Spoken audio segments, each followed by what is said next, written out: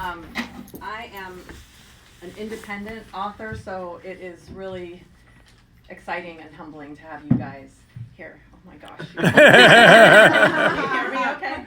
Can you hear me? Yeah, okay. So what I thought I would do is tell you a little bit about the idea for Bashert, how it came about, and then read a little bit and then answer any questions you have.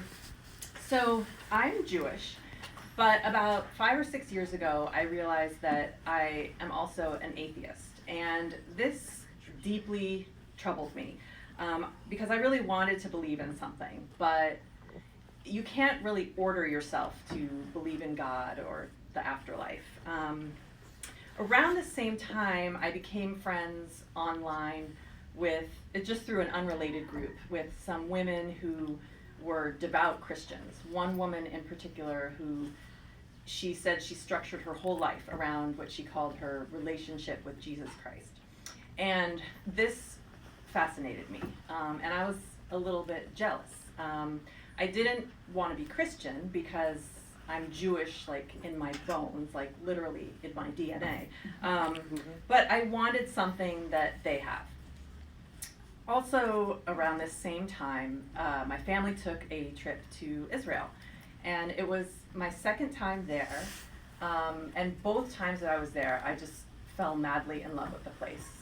To me, everything there is great. The people, the food, the scenery, the history, the museums, everything, but especially the spirit of the place.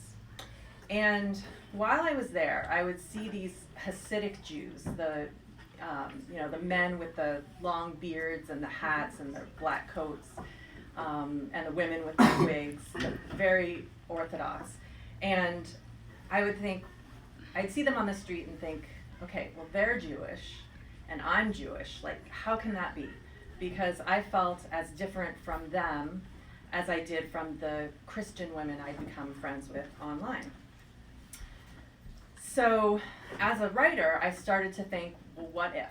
What if a devout Christian who was experiencing a crisis of faith traveled to Israel and unexpectedly met somebody like me, a secular Jew, and who was also in the midst of an internal faith struggle and fell in love. And I thought I could explore this personal tension that I was feeling about faith. What did it mean to be Jewish, and how can you acquire faith if you don't have it? And then spend some imaginary time in Israel, which is one of my favorite places. So that is the origin of Bashert. So I thought I would read a little bit from the book. This is from the middle of chapter 2. And in chapter 1, we have met Chelsea, and she's an American Christian who's traveled to Tel Aviv after some sort of trauma back home. We don't know what it is yet. And in the beginning of chapter 2, we meet Noam, who is a Jew from Tel Aviv, who's on his way home from work on a bus on a Friday afternoon right before Shabbat. And we know he is a scientist and an amateur painter, and for some reason very, very tired. And he's also experienced his own trauma, but we don't yet know what it is. So I don't know if you have the book in front of you, if you want to read along. It's, I think, the middle of page 9.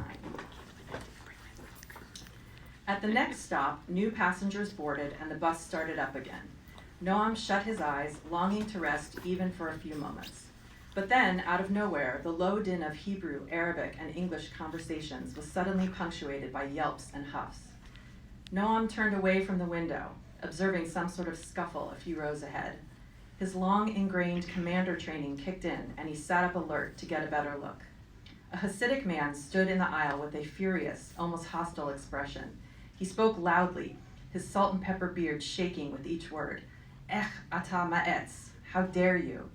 His companions, seated nearby, along with nearby yeshiva boys, shouted in angry agreement, "Ya, ya!" Even two Israeli Arabs seemed astonished.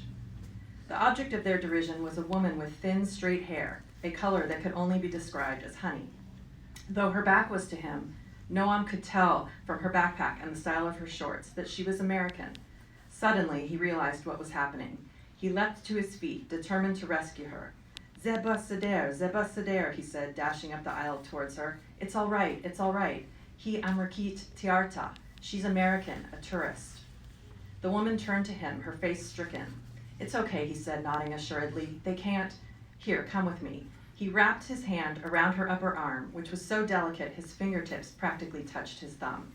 He pulled her towards him, feeling her shaking, and guided her back to his row. It's okay, he said once they sat down. They're Hasidic. She looked at him blankly. He'd never seen eyes like hers before.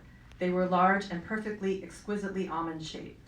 She framed them with too much eyeliner and mascara, but they were undoubtedly beautiful. Noam made a mental note to buy almonds to sketch. He inhaled.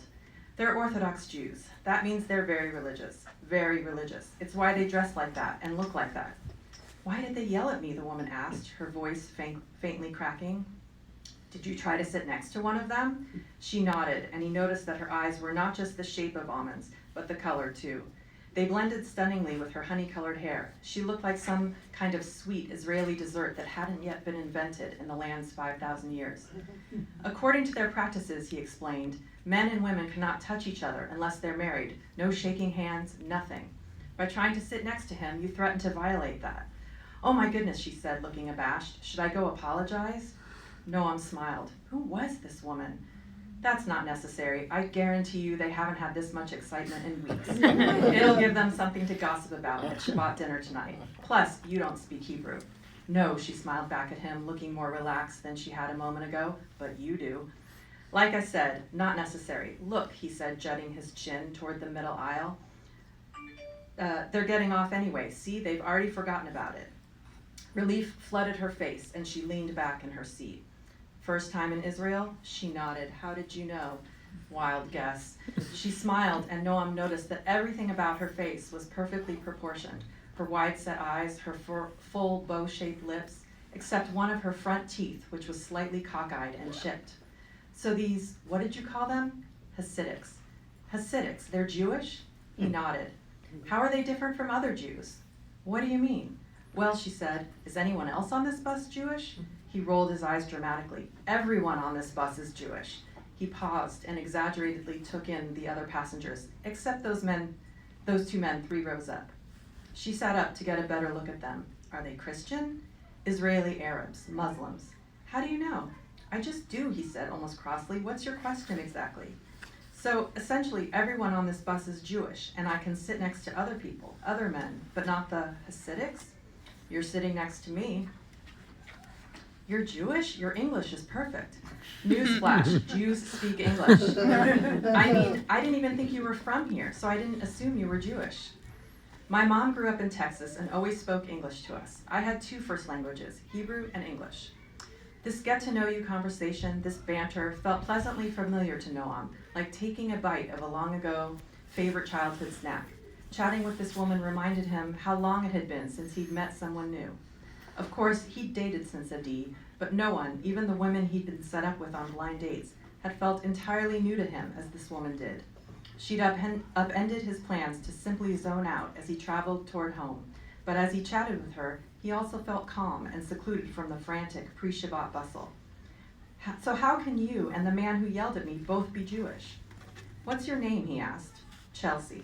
Of course it is. What's that supposed to mean? It's just, I've spent a lot of time in the States. I might have guessed your name was Chelsea or Ashley or Brittany. Are you from the South?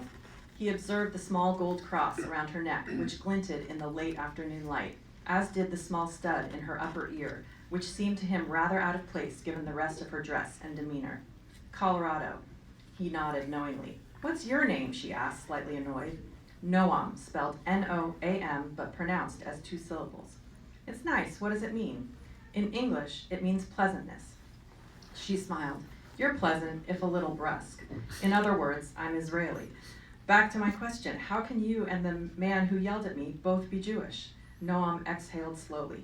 This woman had no idea she was asking precisely the question he'd been struggling with for the last several years. Chelsea, he confessed, I have no idea. So that is the end of the and